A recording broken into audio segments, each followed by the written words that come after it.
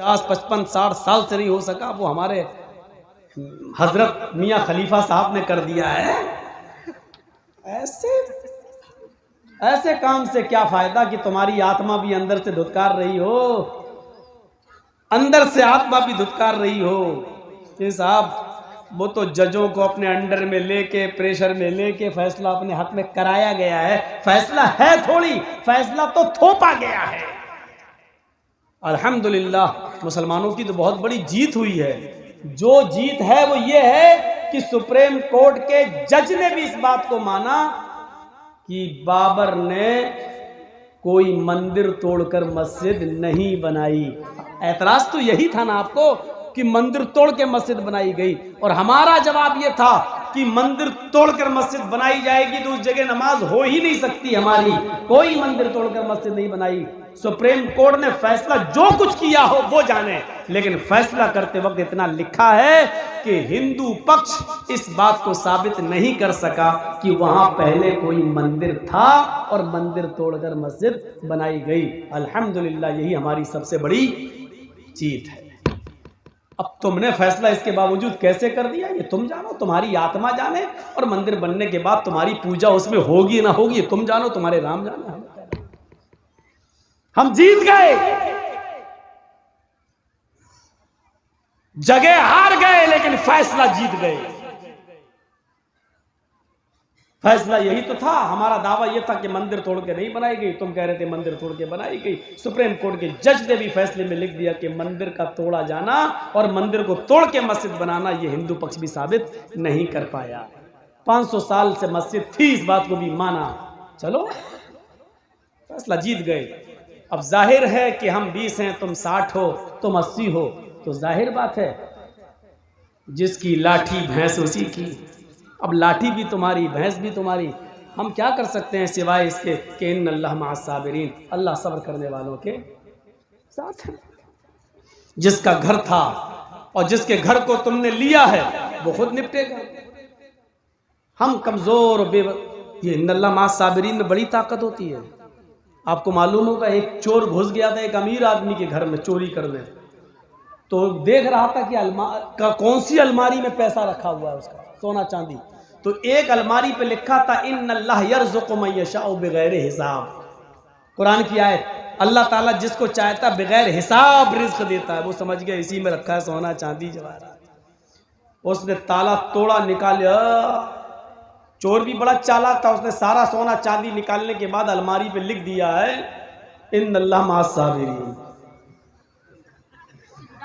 सुबह जब मालिक उठा तो अपनी बीवी से कहता, ओ देखो कुरान की आयत का चमत्कार बदल गया, और देखो कुरान का करिश्मा। का क्या हुआ?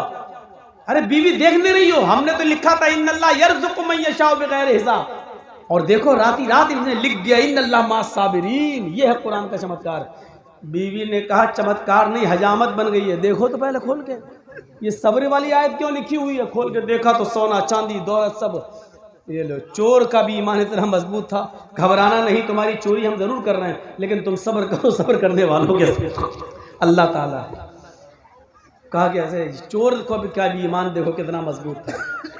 तो ऐसे भी होता, सब्र करने वालों के साथ बहरहाल अल्लाह होता है। तो ला यततय्यरून, बगैर हिसाब किताब के जन्नत में जाने वाले लोगों में से पहला आदमी कौन होगा? जो बदशगुनी नहीं लेता होगा, किसी जानवर से बुरा फल। बिल्ली गुजर गई रास्ता काट, नहीं अब नहीं जाए, बदशगुनी नहीं लेता हो। वला यक्तऊन, अपने जिस्म को दगवाता नहीं होगा। दागना, दागना समझते हैं ना, बहुत से लोग दगवाते हैं अपने जिस्म को। और एक होता दागना, वो लड़के को मोहब्बत हो गई रुकैया नाम की किसी लड़की से, अब वो लिखवा रहा है इसमें रुकैया, उसे खोद कर करवा रहा, बड़ी तकलीफ होती है उसमें।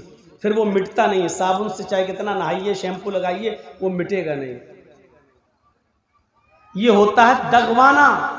कुछ लोग यहाँ दागते हैं, कुछ लोग यहाँ दगवाते हैं, कुछ यहाँ दगवाते हैं। कुछ लड़कियां अपने आशिकों का नाम और लड़के अपनी माशूका का नाम खूब दगवाते हैं। सुन लो, अपने जिस्म को दगवाने वाले अगर मर जाएं तो शरीयत के अंदर इनकी नमाज जनाजा पढ़ाना जायज नहीं है। अगर मर जाएं तो इनको मुसलमानों के कब्रिस्तान में दफन करना जायज नहीं है। मौलाना को चाहिए कि ऐसे शख्स का जनाजा ना पढ़ाएं और मुसलमानों के कब्रिस्तान में इनको दफन न करें जो अपने जिस्म को दफवाते हैं। वला यक्तऊन, जो अपने जिस्म को दफवाते नहीं होंगे वो बगैर हिसाब किताब की जन्नत में जाने वालों में से होंगे। वला यस्तरकून, और जो झाड़ फूक नहीं करते होंगे।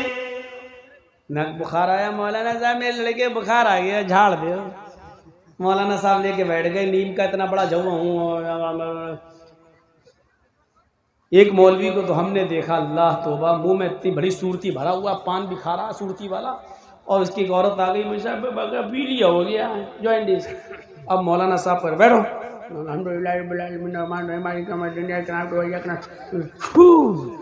मुंह में भरे पान, हराम चीज तंबाकू भी मुंह में भरा हुआ है, और पढ़ता जा रहा है फड़क पढ़ता ऐसा लग रहा था, लीजिए भाई मदर से, ऐसा लग रहा था उल्टी छुरी से काटो इस मौलवी को। मुंह में भरा पान और ऐसे करता है, पान खा के। सुन लीजिए, किसी को भी बुखार आ सकता है, कोई भी बीमार हो सकता है। सूरह फातिहा पढ़कर, मुअव्वज़तैन पढ़कर दम किया जा सकता है, शरीयत में जायज है, कोई गुनाह नहीं है। लेकिन अगर कोई आदमी अपने बीवी बच्चों की बीमारी पर या खुद बीमारी में अगर झाड़ फूक ना करवाए और अल्लाह के भरोसे पर रह के उसी ने बीमार किया, वही शिफा देगा। मैं किसी मुल्ला मौलवी के पास नहीं जाऊंगा, तो ये और अफजल है। अगर कोई दम कराता है तो जायज है, जायज है, करा सकता है, लेकिन अफजल नहीं है, अफजल नहीं है।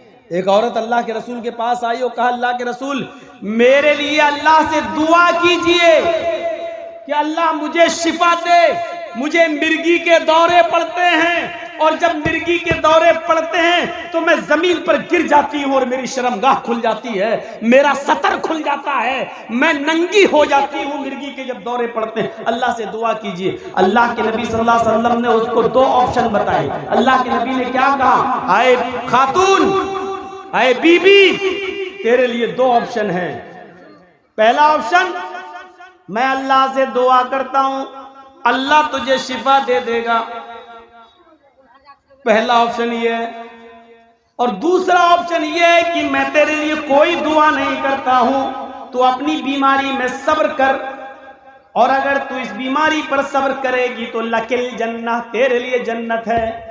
यानी इसी बीमारी में अगर तू रहती है और सब्र करती है कि अल्लाह तूने ये बीमारी दी, तू चाहे तो ठीक कर सकता है, और किसी के पास दुआ कराने के लिए नहीं जाती, मेरे पास भी दुआ कराने नहीं आती, और सब्र करती है और मरेगी तो तेरे लिए जन्नत है। एक ऑप्शन ये है, तू सब्र कर, मरेगी तो जन्नत, पहला ऑप्शन।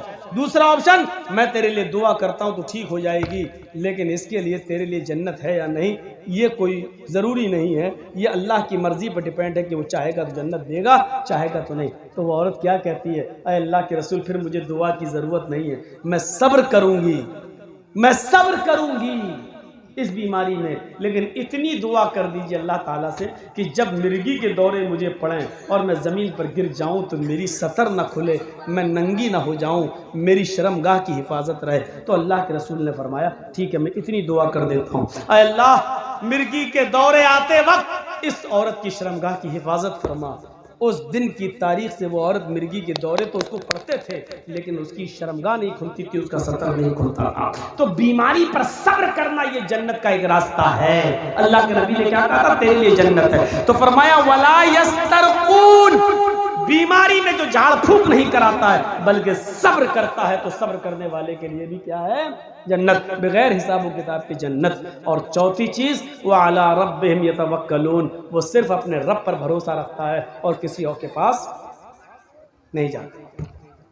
तो ये चार किस्म के लोग जन्नती। 5 हदीसें पहले बता दी, 4 किस्म के लोग, ये देखा जाए तो कितने हो गए, 9। आइए, डिस्टर्ब करते हैं लोगों से। सुनिए, अब एक रास्ता मैं आपको ऐसा बता रहा हूं जो बहुत आसान रास्ता है, लेकिन इस रास्ते में भी आपके लिए जन्नत ही नहीं बल्कि जन्नत के 8 दरवाजे आपके लिए खोले जा रहे हैं। मा मिनकुम मिन अहदिन यतवज़्ज़उ फयुहसिनुल वुज़ू सुम्मा क़ाल अशहदु अल्ला इलाहा इल्लल्लाह व अशहदु अन्ना मुहम्मदन अब्दुहु व रसूलुहु इल्ला फुतिहत लहू अब्वाबुल जन्नति समानिया। रवाहु मुस्लिम। मुस्लिम शरीफ की हदीस के अल्फाज पर गौर कीजिए। अल्लाह के नबी फरमाते हैं, तुम लोगों में से जिसने वुजू किया, ईमानदारी के साथ बताओ वुजू करने में कितना पैसा जा रहा है, वुजू करने में कितना रुपया खर्च हो रहा है। जिसने वुजू किया फयुहसिनुल वुज़ू, और अच्छी तरीके से वुजू किया। एक होता वुजू करना और एक होता अच्छी तरीके से वुजू करना। वुजू करना क्या हुआ? हम वुजू बना रहे हैं, एक आदमी मेरे पास आके बैठ गया। मैं मिसाल दे रहा हूं, ये पूछना नहीं कि मौलाना साहब कब बैठा था, एक मिसाल दे रहा हूं। एक आदमी मेरे पास आके बैठ गया, मौलाना साहब जमात हो रही है, कितनी रकात निकल गई? मैंने कहा 2 निकल गई, 2 बाकी है। अच्छा 2 बाकी है, हाँ। बैठा, गया, अल्लाह 2 ठोंक डाला, 2 बातें पूरी करी। ये है वुजू। अच्छा वुजू नहीं, जल्दी से मारा हूं, लेके भागे, अल्लाह अकबर, पता नहीं। अच्छा वुजू क्या होता है? नमाज पढ़ने जा रहे हैं आप, अल्लाह से मुलाकात के लिए जा रहे हैं आप। अच्छा वुजू, पानी हाथ में लिया, ये धोया, ये देखिए। फिर ज़ादुल माद पढ़ी अल्लामा इब्न क़य्यिम की। दाहिने हाथ की उंगलियां बाएं हाथ में ऐसे, और बाएं हाथ की उंगली दाएं हाथ में, ये। फिर दोबारा पानी लिया, फिर ये, फिर तीसरी बार पानी लिया, फिर ये। अब देखिए, फिर पानी लिया चुल्लू में, और उस चुल्लू के पानी को आधा अपने मुंह में ले गए और आधा नाक में खींचा। अभी तक तो मौलाना ऐसा कोई बताया नहीं। अब शुरू में ऐसा करोगे तो पूरे ही मुंह में चला जाएगा पानी, क्योंकि आदत नहीं है। आदत बनाना पड़ेगी। आधा पानी मुंह में ले गए, अब आधा बचा नाक में से, खूब जोर से खींचिए, लेकिन रोजे की हालत में नहीं। अभी रोजे आने वाले, रमजान का महीना, अब रमजान में बहुत तेज मत खींचना वरना हलक में चला जाएगा बस। और रोजे की हालत ना हो तो आधा मुंह में और आधा। अब देखिए, दाहिने हाथ की उंगली ये, और बाएं हाथ की ये 2, एक अंगूठा और ये वाली उंगली, ये नाक में ले गए ऐसे। उसके बाद अंगूठा ये दबाइए, बायां नथुना, और झाड़िए कस के। फिर ये लीजिए, फिर ये दबाइए, फिर ऐसे करके झाड़िए। मैं जोर से कर नहीं रहा हूं वरना वो बाबा रामदेव वाला असली घी यहीं टपक जाएगा। ऐसे ये ऐसे करिए, ये अंगूठा दबाइए, फिर ये ली कस के, फिर ऐसे कर झाड़िए। फिर दोबारा लीजिए, आधा पानी मुंह में और आधा नाक में, फिर वही करिए। रब्बे काबा की कसम, इस तरीके से अगर आप कुल्ला और नाक में पानी डालने के आदी बन जाएं, कोरोना आपको हो ही नहीं सकता। फैलाने वालों को हो जाएगा, आपको नहीं होगा। Medical science. पहली बात तो ये कोरोना है कि नहीं है, ये जहां चुनाव होता है वहां नहीं होता है। ये नेता लोगों को नहीं लगता है, ये हम लोगों को लगता है। जब वैक्सीन अभी बिकना है ना, इसलिए भी एक दफा और कोरोना आएगा, बहुत भयंकर कोरोना आने वाला। मैं आपको पहले से पेशेंट गोई कर दे रहा हूं। मैं आलिमुल गैब नहीं हूं, लेकिन बता दे रहा हूं। क्यों? क्योंकि अभी वैक्सीन बनके तैयार हो गई, अब इसको बिकना है। और ये एक बार और जब तक कोरोना भयंकर तरीके से नहीं आएगा तब तक बिकेगी नहीं। ये आना है, हम और आप कुछ नहीं कर पाएंगे। क्यों? हमारे हाथ में थोड़ी है। ये लाल किला और ताजमहल और BSNL जो सब बिक रहे हैं वो हमारे हाथ में थोड़ी हैं। ये जो बिक रहे हैं हवाई अड्डे और ट्रेनें और प्लेटफार्म टिकट, कभी सोचा था 50 रुपए का? कभी सोचा 50 रुपए का? अभी तो देखिएगा ये किसानों का अगर आंदोलन नहीं होता तो ये स्टोर पे जो जमा करके रखते तो ये गेहूं भी हमें 100 रुपए किलो मिलेगा, ये आटा भी हमको 150 और 150 250 रुपए किलो जाएगा। कहाँ? ये है डिजिटल भारत, डिजिटल इंडिया है, मेक इन इंडिया। और 2024 के बाद तो हिंदुस्तान दुनिया के नंबर 1 पे आ जाएगा, वर्ल्ड में नंबर 1 पे। किस चीज में नंबर 1 पे वो अभी नहीं बताऊंगा, वो बाद में बताऊंगा। 1 पे आ जाएगा, नंबर 1। किस चीज में आएगा वो अभी नहीं बताऊंगा, एक और केस ठुक जाएगा, लेकिन नंबर 1 पे आएगा। तो ये उसके बाद 3 बार चेहरा धोइए, दाढ़ी आपकी तो खलाल कीजिए। ये बहुत से लोग ऐसे कर लेते हैं, ये नहीं हुआ, ये सब फिर धोइए ऐसे। अच्छा वुजू ये हुआ, 3 बार हाथ धोइए, सर का मसा कीजिए, ये जहां तकिया लगाते हो यहां तक हाथ जाना चाहिए आपका, फिर लाइए वापस। अब देख लीजिए आपकी दोनों उंगलियों में पानी लगा है तो ठीक, नहीं लगा तो दूसरा पानी ले लीजिए। ये दोनों उंगलियों को कान में डाल के अंदर ही अंदर घुमाइए। ये आप जब घुमाएंगे तो आपकी उंगली घूमती चली जाएगी, अंदर खुद गड्ढे बने हुए हैं, गड्ढे बने हुए हैं, आप ऐसे करते जाइए करते जाइए। और ये दोनों अंगूठों को देखिए, ये हुआ सर का मसा। ईमानदारी के साथ बताइए ऐसा कोई वुजू कर रहा है आज? तो अल्लाह के रसूल ने जन्नत की बशारत दी, बहुत सुन चुके हो वेदों के मंत्र अंतर। अभी नमाज सही कीजिए और नमाज के लिए वुजू सही कीजिए। ये फयुहसिनल वुजू, जिसने वुजू बनाया और अच्छा वुजू बनाया, अच्छा वुजू बनाया जैसे बताया। सुनिए, 3 बार नाक